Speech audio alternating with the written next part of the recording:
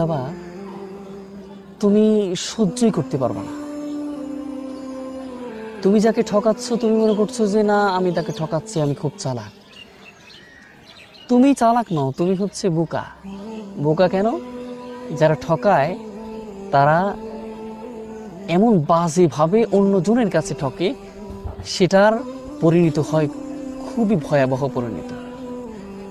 সেটা সে সহ্য করতে পারে না, প্রচণ্ড পরিমাণ কষ্টের মধ্যে নিমজ্জিত হয়।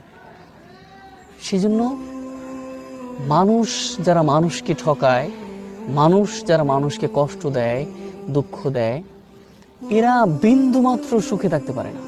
হয়তো তুমি বলতে পারো যে তারাই তো সুখে থাকে, কিন্তু সুখে থাকে না। তাদের ভিতরটা কখনো তুমি কল্পনা করতে পারো না, যে ভিতরে কেমনটা চলে, তার ঘুমটা কেমন হয়, তার ভিতরে কষ্টটা কেমন হয়, সেটা তুমি অশান্তিটা বুঝতে পারো না। হয়তো বাহ্যিকভাবে চলাফেরা করছে, খুবই তো ভালো আছে, কিন্তু কখনোই না, কখনোই না। এই জন্য সবসময় সাবধানতা অবলম্বন করা সবচেয়ে শ্রেয়। মানুষকে ঠকাবে না, মানুষকে প্রতারণা করবে না, মানুষের সাথে বিশ্বাসঘাতকতা করবে না।